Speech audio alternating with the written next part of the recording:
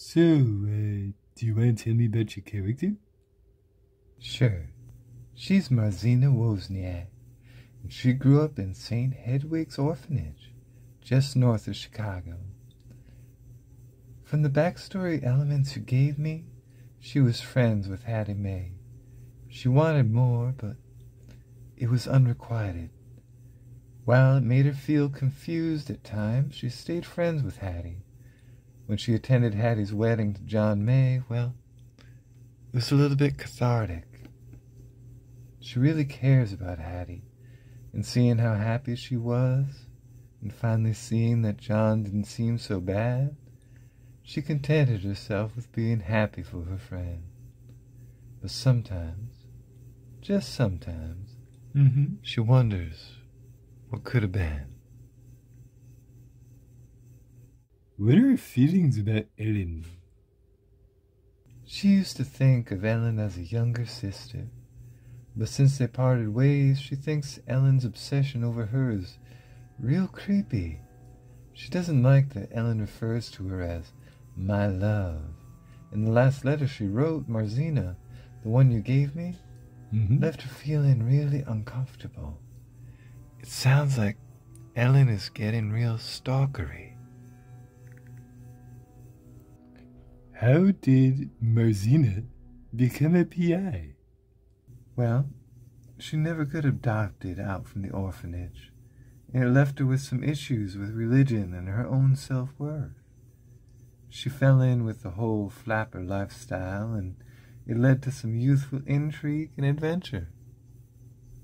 Marzena found that she had a knack for getting in and out of trouble, and liked using that ability to make fools of men in power.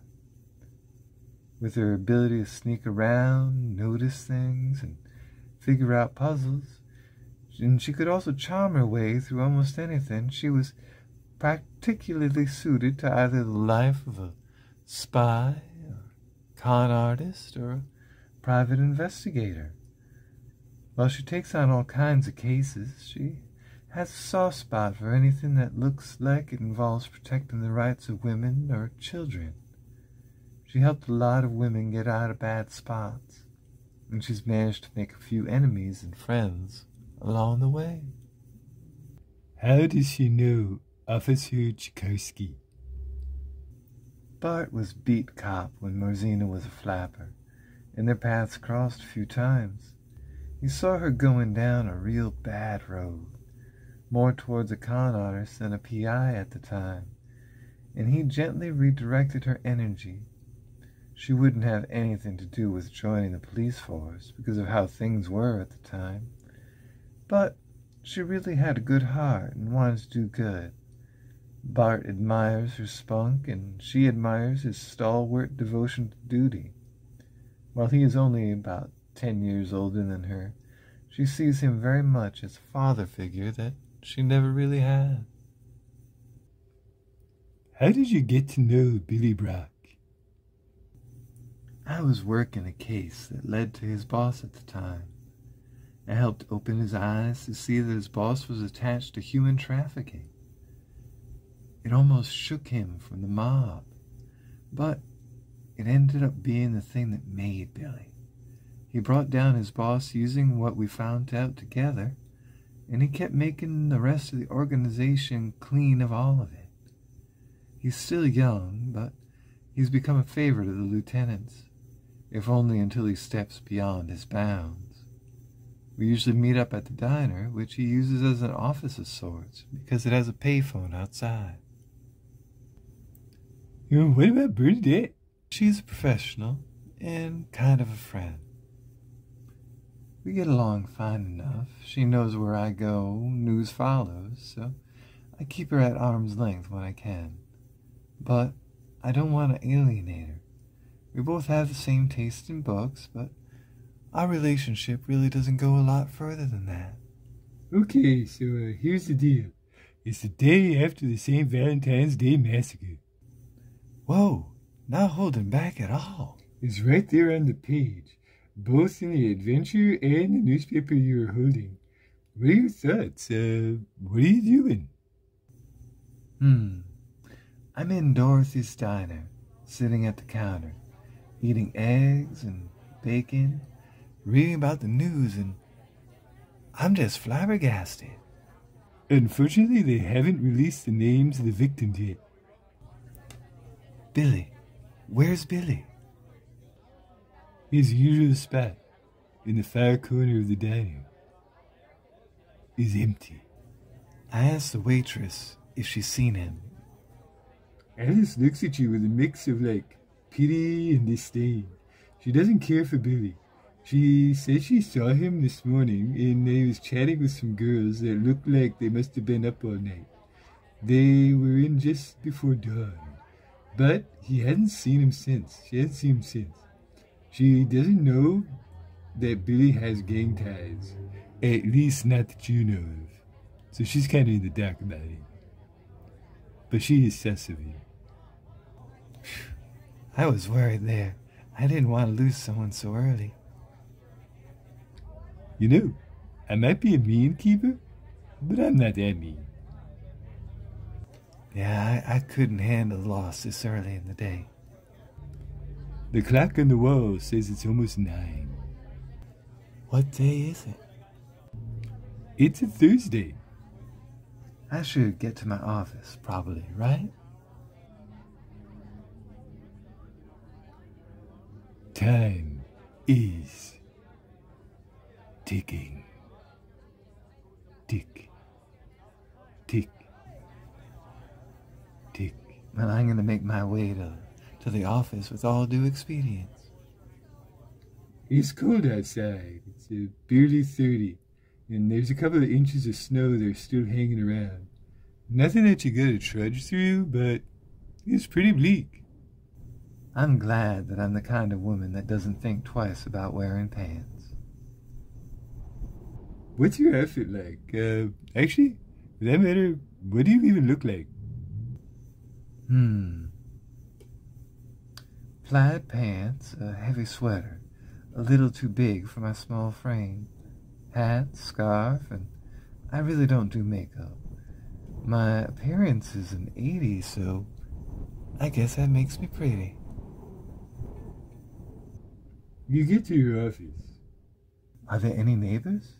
Do I live out of there like Jessica Jones? That's up to you. Jessica Jones me. So, Goober Ryerson lives next door. He's a bit of a bumpkin, and he keeps a couple of dogs. I like dogs. We did like hanging out with Hattie and the puppies back at the orphanage. Why don't you tell me a little bit about them good times? It was all before Ellen got involved, when it was just Hattie and me. One of the pups we named Armstrong, and he was the biggest of them all. He ate the most, and sometimes he pushed around the others. How did it feel when you took care of the puppies with Hattie? Kind of like we were playing house. It was nice having something to care about. We had so little we cared about back then. I myself wasn't particularly religious, and the orphanage was, well, very nunny. The whole God thing, that was more Hattie's bag. You want to give me a luck roll? What? You're in the hall reminiscing and don't really notice that Goober opened his door. His dogs have a tendency to be a little rambunctious. Oh, crud. I got a 97. This big old hound, Governor, he bolts out the door and he knocks you over. As you hit the floor, you realize that today is not your day. Goober, in his overalls and long johns, he tries to get control of the dog. You take 1 point of damage from bruises and a cut you received during the whole fall. Governor, get off. Get down, boy. Governor licks you, and then he barks a little bit and bounds back into the apartment. He's like a bundle of all excitement and dog energy. I give Goober the old stink eye. Goober's all like, I'm right sorry, ma'am, but old Governor's been acting a fool all day. You okay? I pick up my dignity the best I can and give him a nod. It's fine. He's just excited. Just be more careful next time and maybe get a leash on him. That's what I say. Then I head inside my office, apartment, Jessica Jones type thing. You get inside. You hear the sound of the radiators fighting the cold, and the windows shake as the wind blows. They do call it the Windy City. You know it.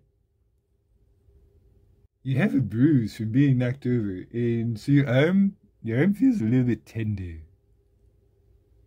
I sit back and I relax a bit, giving myself some time to recover from this trauma.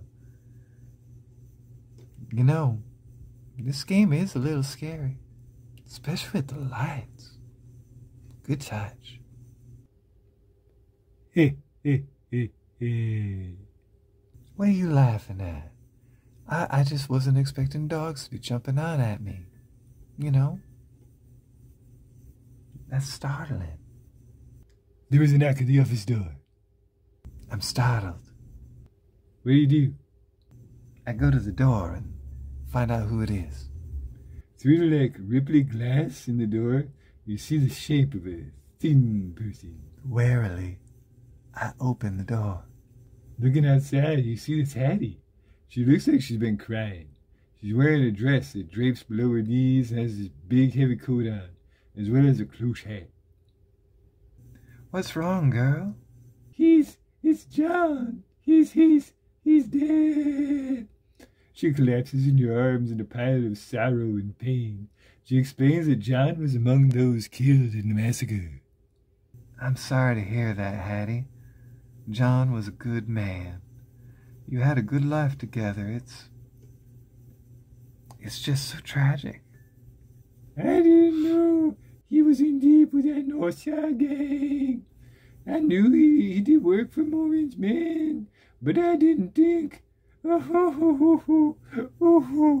Oh, she starts wailing and she cried in your arms. Is there anything I can do? Anything to help? She just melts in your arms. Only figuratively, not for real, just like, like, blah. Just like, heavy head right on your shoulder. The police, they took Highball, she says. And she explained that Highball was their 6-year-old German Shepherd. He was a faithful companion to Hattie, and if there was ever a dog that qualified as a good boy, he was it.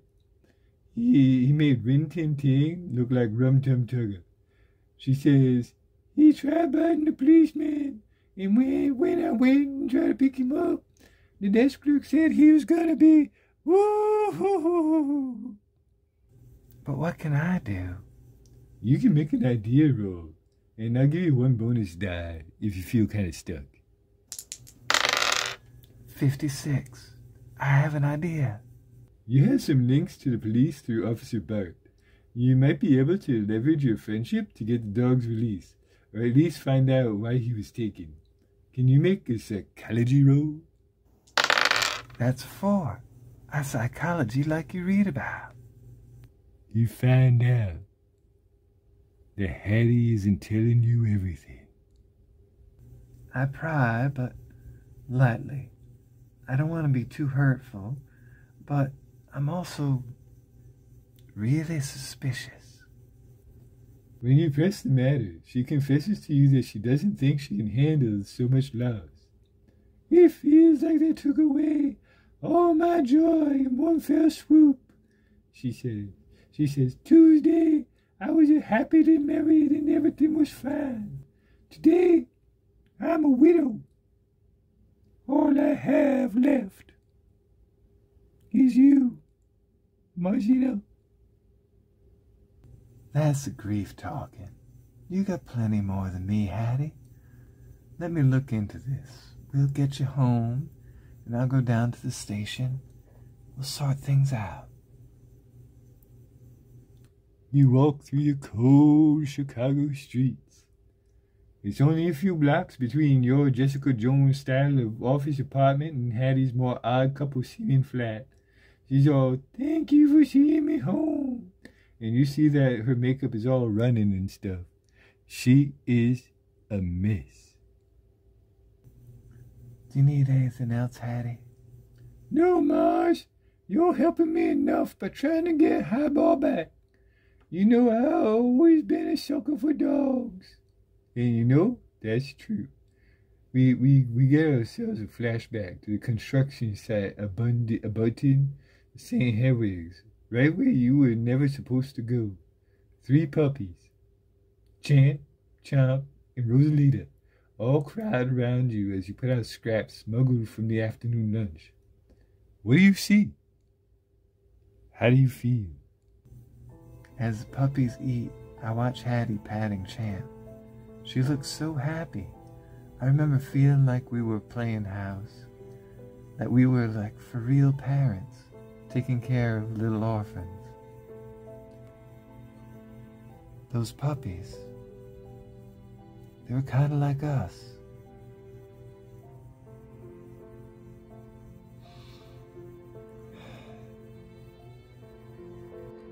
In the flashback, she looks up to you from squatting on the ground, and she gives you a big old smile. In the distance, you hear a voice calling. It's all like, "These guys, I told you to wait up." And you see Ellen, her mop of strawberry hair hanging over her light green eyes.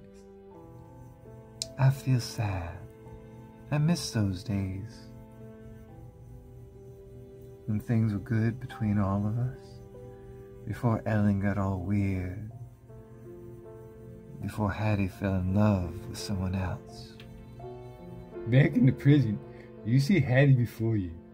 Grieved as she is, you can see something in her dark eyes that wasn't there before. That thing is hope. She trusts you to get Highball back and to help rebuild her world.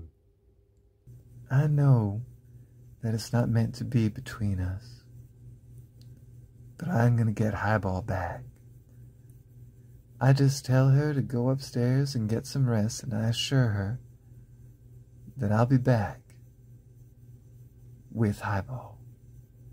She smiles, and for a moment you're right back there in them happy days of yore.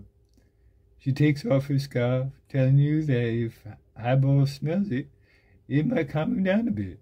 While he knows you, the scent of his mama is probably gonna calm him. I give her a nod and I watch as she leaves. I'm gonna head for the police station and talk to my contact there, Officer Bart. So with Hattie safe at home, you walk to the police station, and the place is swarming with journalists.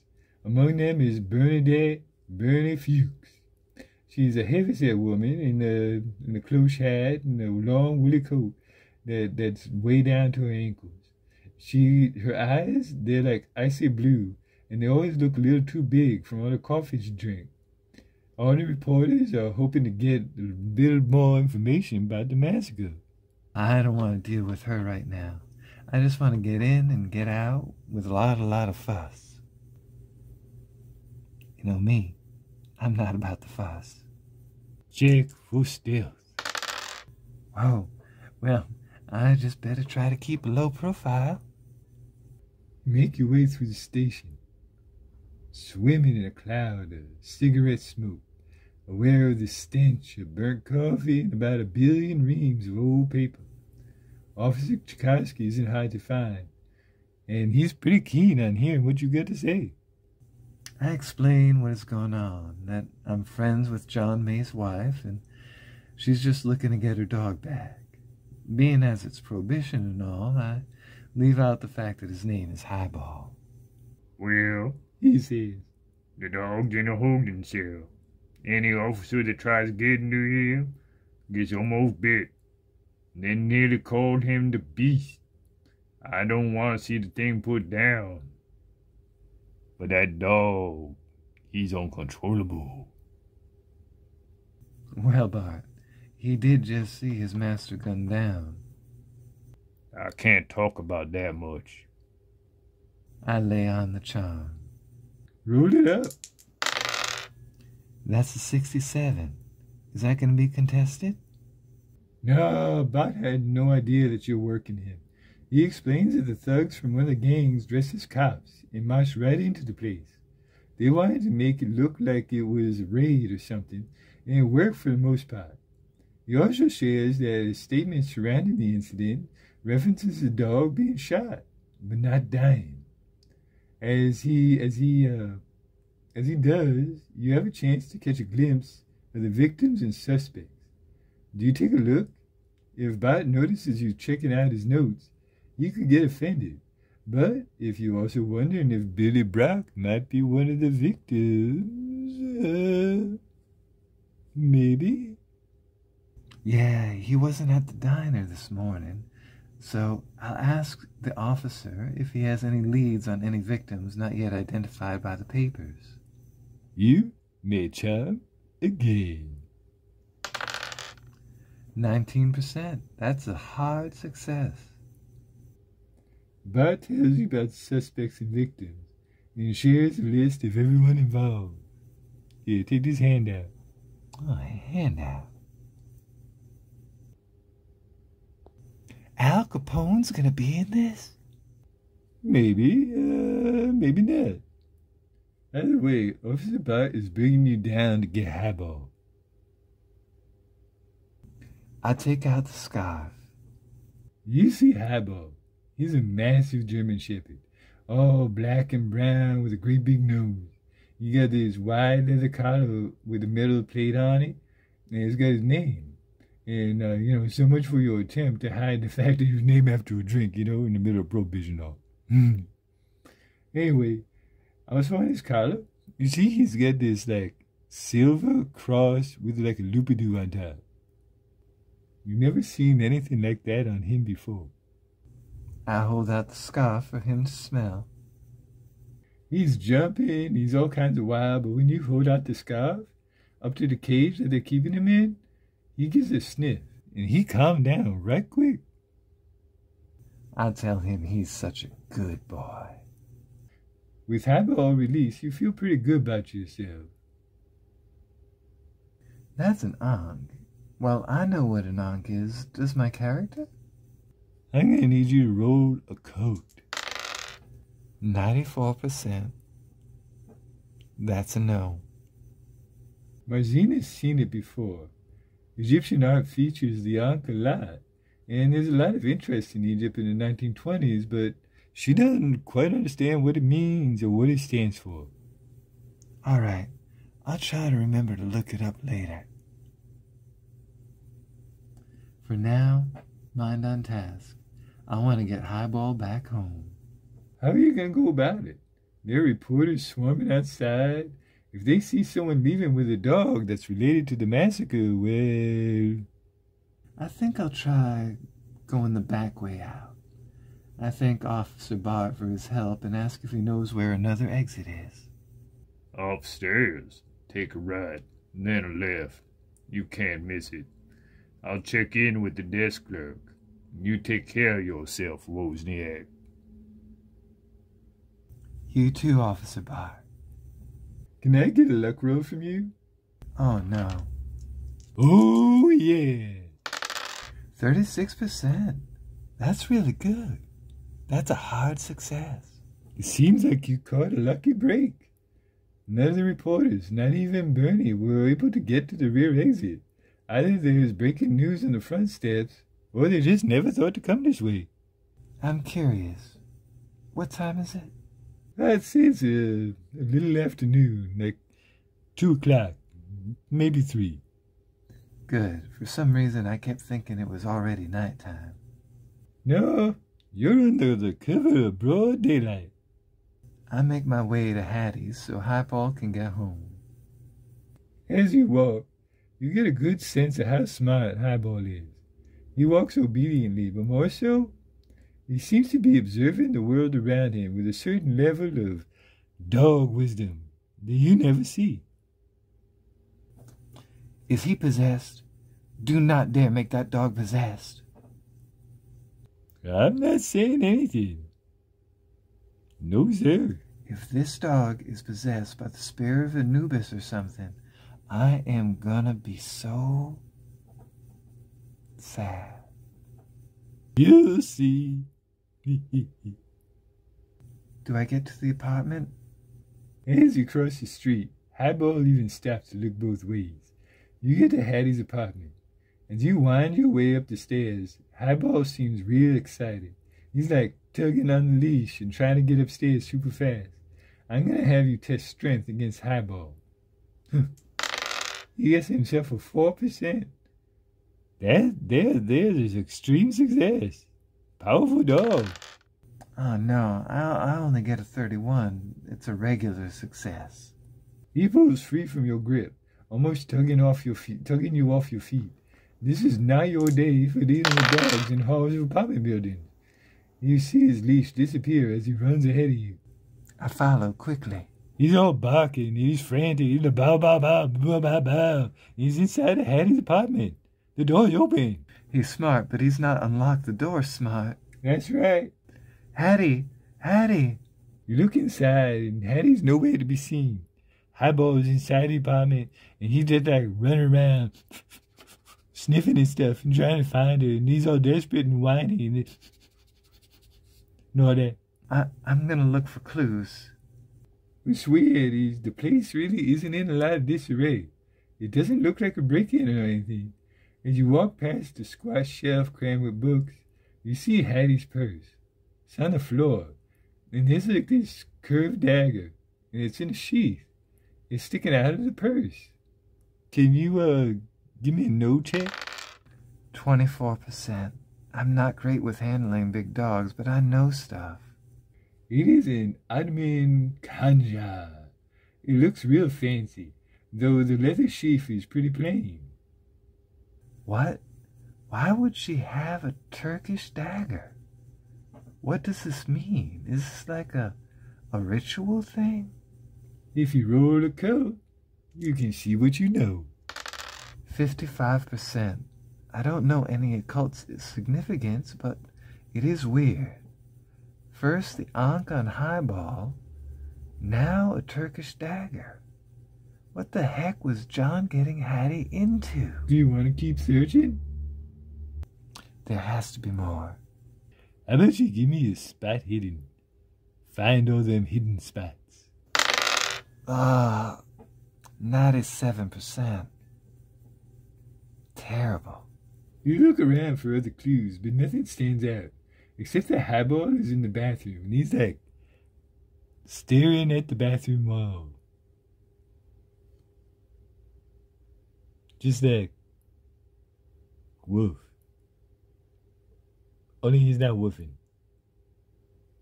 He's just looking. Weird.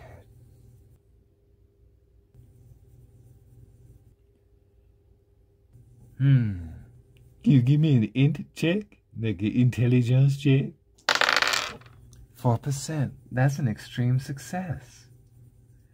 He's in the bathroom. He's looking at one of the tiles, isn't he? There's got to be a note.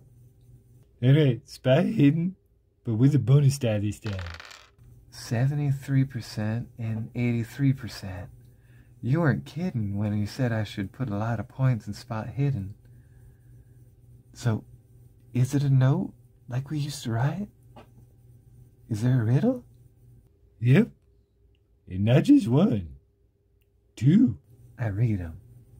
Here's the handouts, buddy. Good luck.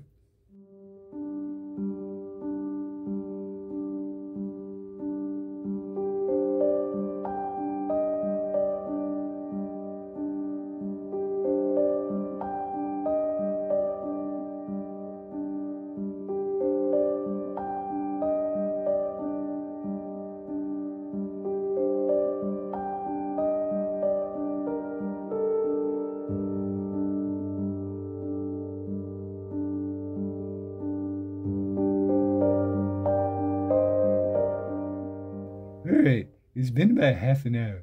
Can you answer them?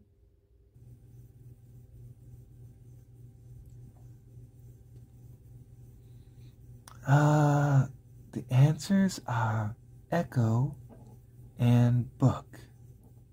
Is it right? I can't say. Maybe yes, maybe no.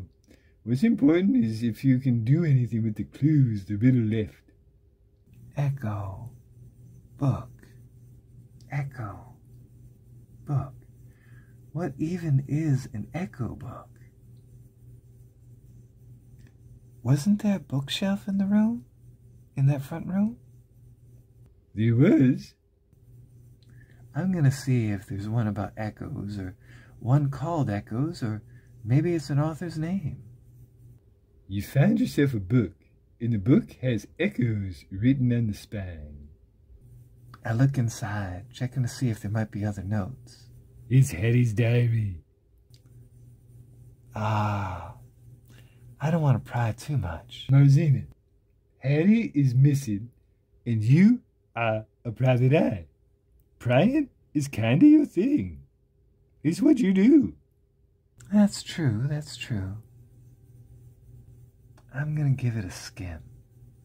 You get a feeling that Hattie was less than thrilled with John being associated with the Northside gang, though she found camaraderie amongst the other wives involved with the gangsters. She records several arguments with John that she never talked about with you in person. I wish she didn't keep secrets from me. We're friends. If you were in a bad way in a relationship, you'd tell me, right, Giacomo? Yeah? Stellar. You also find these entries here.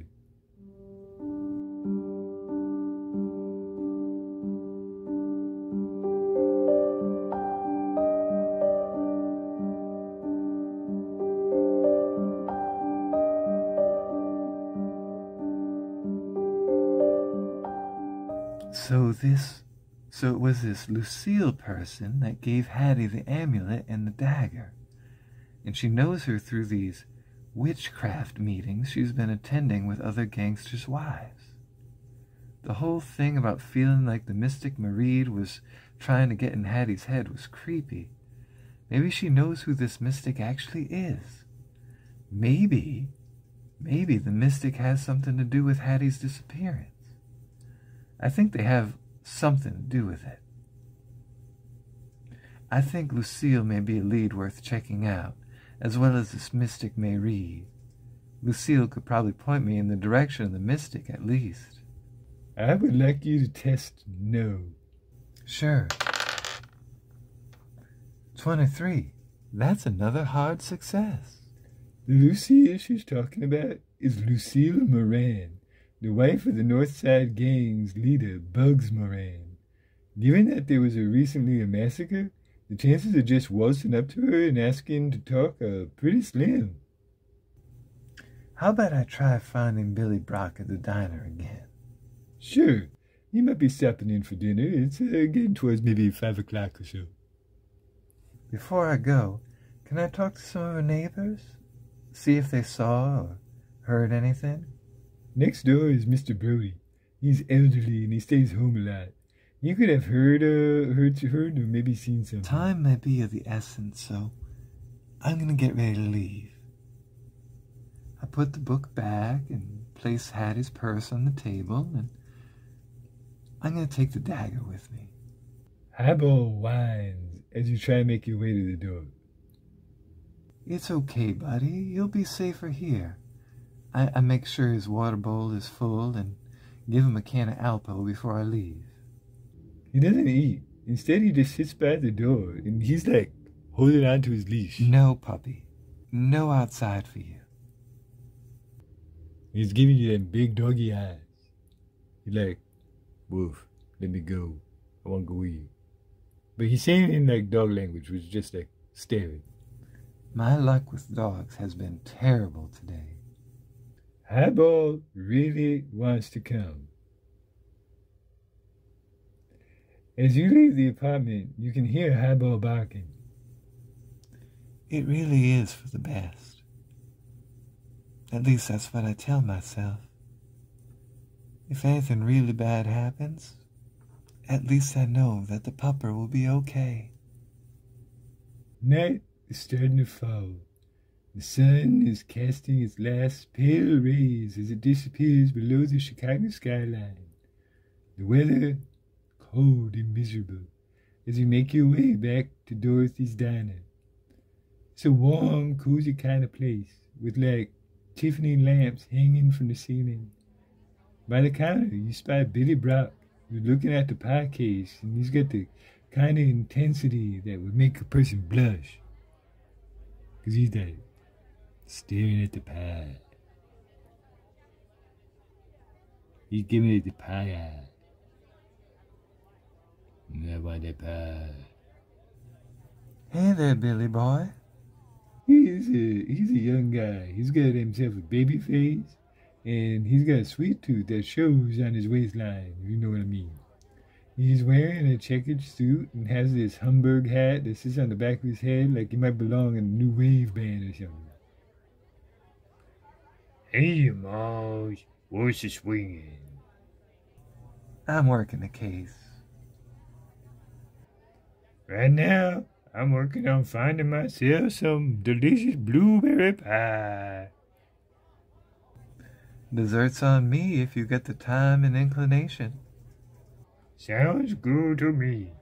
Hey, Dora, how about a couple of slices of the BBP and a coffee?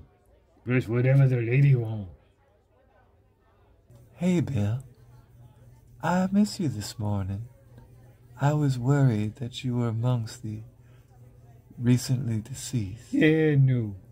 Things are just, Yeah, no. Things were just crazy this morning. I was running all over town. I had to grab a spinach pie to last me to lunch, and I tell you, I was famished. That's what he said. A little hunger is the best side to any dish, I always say. Too right. Dorothy puts out 2 plates of pie. Buttery, flaky crust and sweet blueberry filling that spills out on the plate just so. Both have a scoop of ice cream. The coffee is black as oil and just north of burnt, begs for cream and sugar. Billy grabs a plate from in front of you and shoots an accusatory glance at Dorothy, who smirks right back at him. Say, did you know John May? Poor guy. Most of what I have to say, that's what I gotta say. Poor guy. He wanted in so bad. He was on his way too. But I don't think he had the stomach for the work, you know. Why Bugs's boys were meeting there is beyond me. But if that's what you're asking about, everybody been hush-hush about the whole thing. It's more about his wife where I'm chiefly concerned. Hattie Mae. Yeah, I know her. She's kind of good girl. Good wife material, you know. She got a big dog, too. Sweetie. Sweetie dog, that is. The highball, that your name was? See, she's also missing. Psychology roll, please. I get a 13%. That's an extreme success. I'm on fire. When you mention she's missing, Billy's spirits drop like a rock.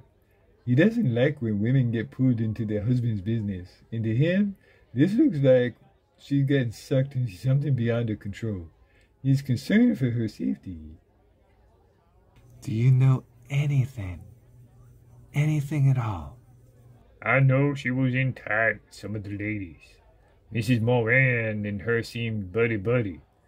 You don't think this is an explanation, do you?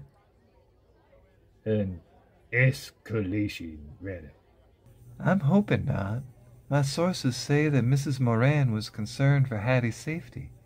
I'm wondering if you could maybe pull a few strings and set something up. Billy seems willing to help out, but he has got himself some doubt. He's unsure if he has enough pull to set up a meeting with the boss's wife. Why don't you give it the old college try, Bill? Hattie's fate may depend on it. It doesn't take much to convince Billy to try calling. He pops out to a payphone to make a few calls, and he comes back just before the ice cream beside his pie is melting. You're good to go, Mars. Seems like Miss Moran is intrigued by all this. She sent a driver and all. This is getting quite real, Giacomo. Bill, thank you so much. Don't thank me too much. You might go right to my head. Besides, I like it better when you owe me one, rather than the other way around. Who says I owe you one? Enjoy your pie, Billy boy. Hey, says Billy as you get going. be careful out there. I'm gonna be as careful as I can. The Chicago dust brings with it a frigid wind that chills you to the bone. You know the following. 1. Hattie's husband was killed, along with other members of the Moran gang. 2. There's a long list of suspects involved in the shooting, as well as victims whose names have not been released to the press yet. C. Highball, her dog, was present at the shooting. From statements collected, it seems like her survival was some kind of miracle. D. Highball was wearing a strange cross on his collar that you seen in Egyptian art. 5. Hattie had a strange ritual dagger in her purse. And last, reading her journal, you find out that Hattie was given the cross and the dagger by Lucille Moran after one of their witchcraft meetings, and with the mystic Mareed, left Hattie feeling weird. I think that's everything. What do you have on you when you go to meet with Lucille? I have the dagger, the journal, my notes, and I think I should have my handgun. I figure that I'll need to check it at the door because of the massacre and all, but I figure since I'm on the job, I'd have it with me anyway. So, Lucille's driver arrives in about 20 minutes or so, and as Dorothy's diner disappears, you are swamped by silence. I ask him what his name is. Sean, he says. It's clear he isn't much of a talker. I leave well enough alone. As I sit in the silence, I think back on when I used to be a flapper girl. I took a lot of rides like this, but they were a lot more fun and had a lot more people involved. We'd fill up a jalopy with girls and guys ready to take on the town. Packed to the gills, Rhonda would say. Hattie wanted nothing to do with it at all. She was always more respectable. She tried to get me to hit up church with her. Thought that a demon got in me because I was so wild. Truth was, I was just running from myself. The nightlife was my escape. My escape from everything.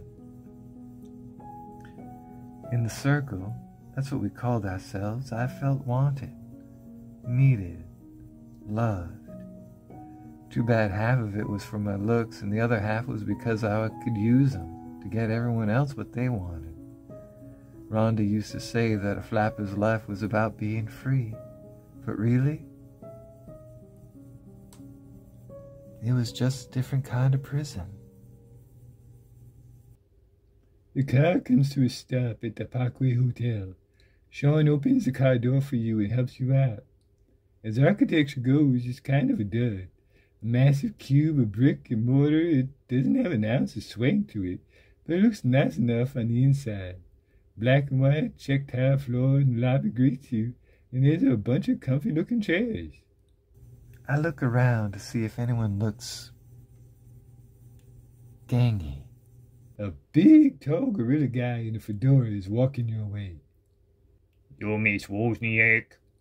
That's me. Come with me. I follow him, asking his name. Frankie, there been a lot of folks in and out tonight. As you can think, you probably know why. Did you lose anyone, Frankie? No, but it's been rough. I tells you. Frankie leads you to the elevator and follows you in. You get anything on you? Mrs. Moran doesn't want someone coming up with a heater or anything. I tell him about the gun and the dagger, and I explain that I'm a private investigator working with an associate of Mrs. Moran's husband. I ask if he can take charge of my firearm, but that the dagger is of import and part of the reason I'm having this meeting with Mrs. Moran. Roll psychology, followed by charm, please. 93 and 73. I get no read on him, but I'm a normal amount of charming. Frankie takes her revolver as he opens the elevator door. The top floor of the parkway is lushly carpeted, and it provides a home to some of its longest-term residents. Tonight, Frankie isn't the only gangster walking the halls, you know? There are 3 other men. They're all stern. They got them rocky faces, and they pace the halls, looking out windows and eyeing you all suspicious-like. Knocking on an apartment door, you're shown into Lucille Moran's rooms. I try to be respectful and non-threatening. Mrs. Moran has these big dark eyes and a roundish face. She'd be considered pretty if she didn't look so tired and careworn. She's wearing one of those, 1920s house robes that are way too ostentatious, and her hair is up in a big turbany wrap. Mrs. Moran, my name is Marzena Wozniak, and Billy Brock had called. I'm a friend of Hattie and John May. I know who you are, Miss Wozniak. Otherwise you wouldn't be here. I understand you have some questions about poor Hattie. I tried to warn her, you know. She's in great danger. And she is not careful. She will be reunited with her Jonathan sooner than she'd like. I understand, Mrs. Moran, which is why I have the questions I do. I'll start with how you know Hattie. It is my understanding that you and she had attended some kind of witchcraft meetings, a seance or something like that. Back where I come from, we respect magic. Don't trifle with powerful forces. Them meetings, they were a mistake. Many of the other wives attended, so I was curious. Mother Hen does wonder what her chicks are up to, you know. That mystic, she was frightening. She were a witch for sure. And you gave Hattie that pendant and the dagger for that reason? You give me a charm, intimidate, or maybe persuade. I will charm. 13%. That is an extreme success. The amulet was to protect her from harm. It wards away evil powers. The knife, it was a conjure, a ritual dagger. It would ward off the supernatural. It was no gift, merely a loan. It been in my family for generations. Give me a psychology roll. 67, barely passing. I ask her what she thinks is going on. She's loath to admit it, but she doesn't know. One of the things she was certain of is that the mystic Marie is not what she seems. Lucille knows more, but she isn't talking quite yet. I press her to find out more. She admits that she finds out the mystic's name was just a pseudonym. And her real name? Ellen O'Sullivan.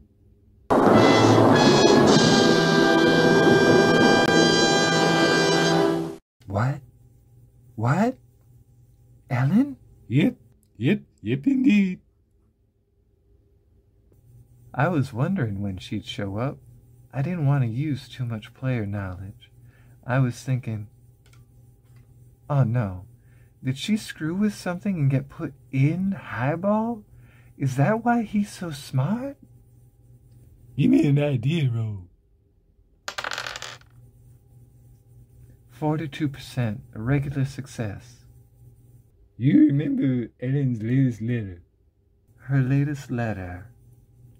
You will not recognize me as the woman I was, but I still will be me. Do you say it out loud? Sure, it seems cinematic. Lucille turns pale. I could tell that mystic had evil intentions. But this is insanity. I know of a magic my nene told me when she was a child. Allow one to cast out the mind of another, so they may inhabit the body.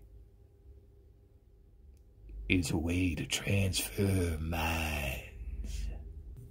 Oh no. Did she try to possess Hattie? Is it because she knows I liked her? Why would you think that? There was the letter, then Hattie talking about the headaches when she met with the mystic, and if the mystic is Ellen, that is screwed up. I need to find her, and quick. What do you do? I thank Mrs. Moran for her time. I kind of want to ask if she'll send Frankie with me. Do you? No, she needs the protection. I don't want to be responsible for her getting gunned down by Al Capone or anything. Mrs. Moran wishes you well and warns you against trusting anyone. If the mystic Marie can truly exchange minds and bodies, she could be anybody. Dun-dun-dun. Oh no. Anyone.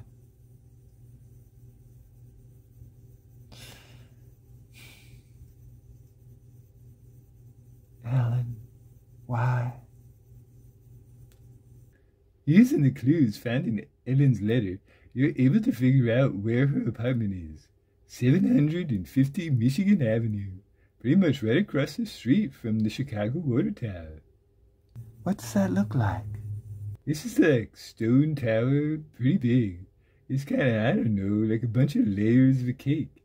And it's got this obelisk-like tower coming out the top. The apartment building is big, and there's a doorman outside. He's wearing a long coat, and he walks around. He's trying to keep warm in all the frigid air. I tell him I'm here to see Ellen O'Sullivan, and I give him a description. Charm him, it's what you do. 2% extreme success. Arthur, the doorman, allows you in. He tells you that Ellen's on the 3rd floor, apartment number 5. He adds, "You ladies must be playing rummy tonight." He comments, like, "Ellen's already up there with one of your friends. It's nice seeing her around some actual people. She's always such a recluse." Yep, that must be Hattie. I head to the apartment number 5. The apartment is locked. I listen. Listen, Jack. 2%. What are the chances? Approaching nil. You hear nothing. I knock on the door and check to see if it's locked. No one answers, and the door is locked. I bet Billy would know how to pick locks. I should have put points in locksmith instead of library use or photography. Them's the breaks, Gus. I know that they're here somewhere. Make an idea roll, but this can be a hard difficulty. 46%, just a regular success. You have all the clues you need, and I might get away with the ritual. If you let her. I know, that's why I'm trying to stop her. If you let her. If I let her. Oh, let her. She mentioned a high perch on the roof and, of course, the perfect place for a showdown. The roof. Make yourself a luck roll. What for? It's for none your business. Oh, crud. 100%. So what now? I head for the roof, and I go all sneaky-like. Roll for stealth. Man, 94%. Where are all those back-to-back 2s and 20s and stuff when I need them? You sneak to the roof, and as you open the heavy metal door, you're greeted by light flurries in the deep, black sky. The sound of traffic below does not drown out the sound of Ellen chanting a spell. you see Hattie, and she's all zombie-like, standing on the edge of the roof, and her dress is billowing in the breeze. She's totally transfixed. You think you have the drop on Ellen, until she turns to face you. Her chanting, ceaseless, droning. Mum shaba, mum shaba, mum shaba, mum shaba. Ellen, stop! I'm sorry, my love, but soon we'll be able to be together forever. No, I don't want this. Had you been but a footstep slower, you would never have known. Imagine finally having the love that eluded you all those years. This is how we both get what we want. I can be with you, you can be with Hattie, and Hattie, she gets to be with her Johnny again. You can see a line of like spectral energy coursing between Ellen and Hattie.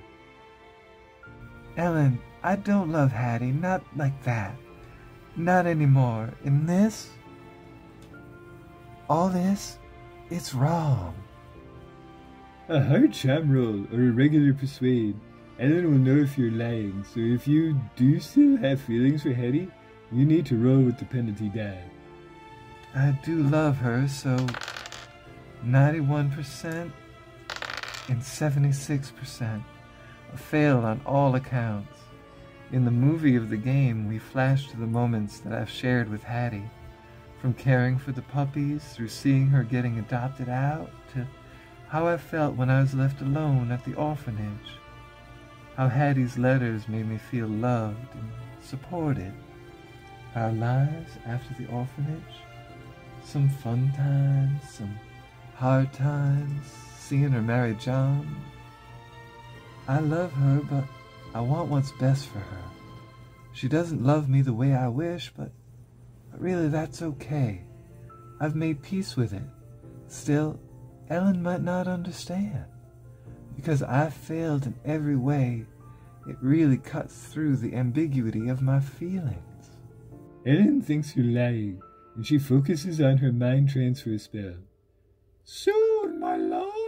Everything very soon. I reach for the gun, but instead, I grab the dagger. Ellen's dex is 50, so you get to go first. I run at Ellen. I attack with the dagger. Ellen tries to dodge. 87. That's a fail. Ellen fails her dodge with a 51. Alright, so nothing happens. You swing and swipe with the dagger, but you can't connect with it. While your attack distracts Ellen, the spell is still continuing, sapping away Hattie's very soul. Ellen concentrates on her spell. She makes a power roll since you're very distracting. And that's a 35. That's a hard success. Her spell creeps closer, one round towards completion. I give her one more chance to stop, and I draw my revolver. Charm, with a penalty die, and you're looking for a hard success. 54% and 34%. And that's a fail because of the penalty die. You plead with Ellen, but she is unwilling to stop. Fine, if you won't love me even in the body of your beloved Hattie, I will take her away from you forever. I shoot. Are you sure? Yes. No. How long do I have? Make a hard occult roll. Ah, nuts. 28%. I failed by 6. Don't forget, you can spend luck. I totally forgot I can spend luck. I'm gonna go ahead and spend the luck. 2 rounds, 20 seconds. If you can stop her concentration or kill her, the spell will fail. If I kill her... Oh man, I don't want to. I'll try wrestling her to the ground. It'll be tougher to cast spells if she's in a busting crab. I assume we're the same build, right? Yep. I'm gonna grab at her, try to subdue her. Maybe I can stop her chanting. She's gonna try to dodge. I get a 20% on my check. That's a hard success. 6%. That is also a hard success. She dodges. She tries to maintain concentration. And she does so with a 39. I don't want to, but I will shoot her. There's one round before the spell is complete. Yep, there's not much time now. I fire 3 times. Whoa, full on Dirty Harry. That'll be 3 shots with a penalty die. But you also get a bonus die for point blank. So that makes things even. 21%, 28%, and 75. 2 hard successes and a failure. First shot, 1 damage. Second shot, 6. Your first shot grazes Ellen, who stares at you in disbelief. The second shot is a center mass hit, and Ellen drops to the ground. Her wound looks pretty grievous. She attempts a calm roll to stay conscious. And that there's a 90. Her green eyes roll back in her head as her spell is broken. Hattie sees you with a gun, and Ellen on the ground, she lets out a shrill scream. I'll try to calm her down. Hard charm, please. 91%. Oof. Psychology? 85%. This is not going well. She begins backing away from you. She's begging for her life. I put down the gun and I try to calm her down.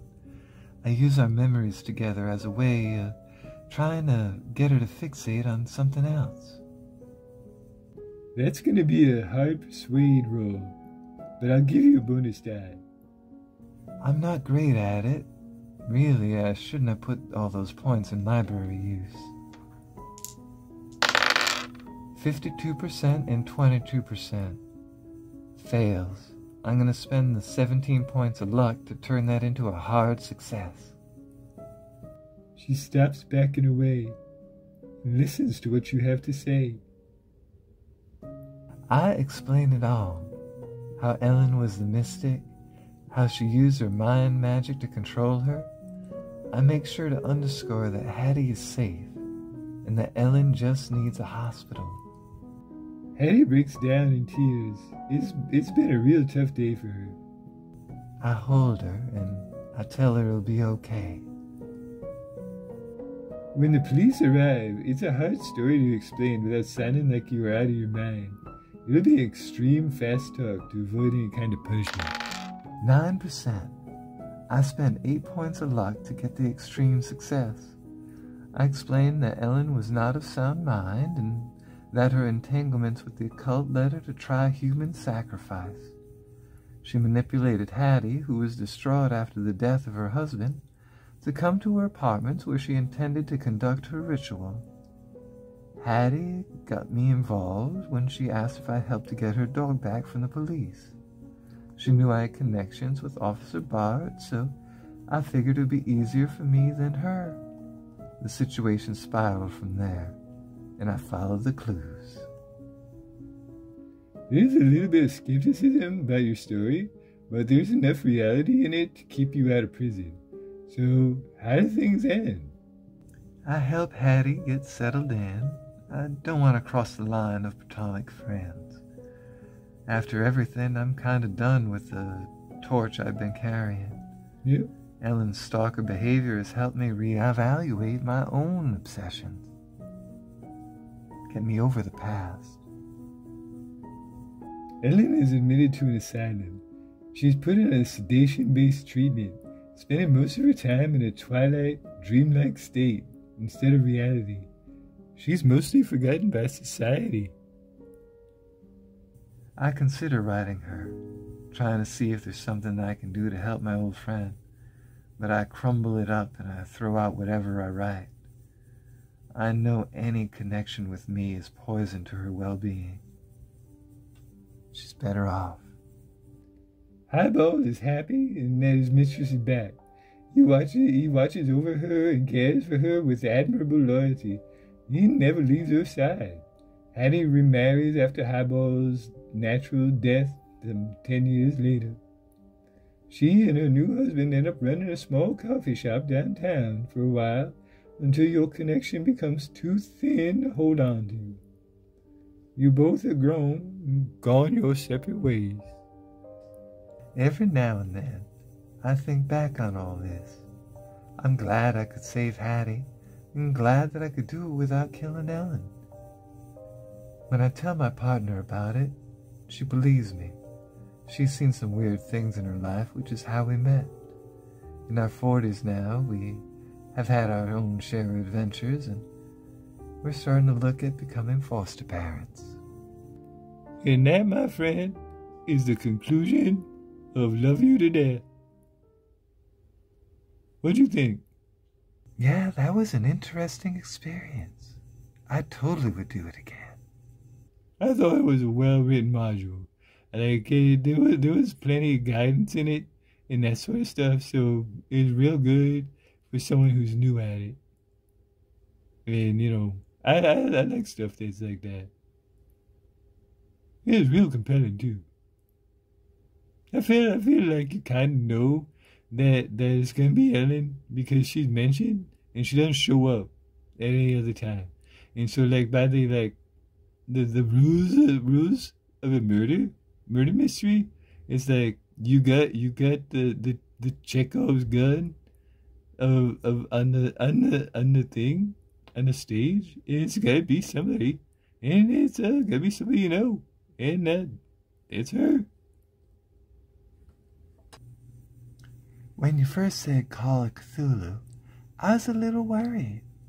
I thought it was gonna be all eldritch monsters and racist old man thoughts, and it turned out it was actually really, really good. Alright, so folks, that's the end of our live play session. Thank you for joining us, and don't forget to like, comment, subscribe, and do all those things, and let us know if you like this Halloween special, and maybe we'll do another one next year. And maybe we'll do another one some other time. Maybe do something for Christmas. Alright, so we'll check you later. Bye.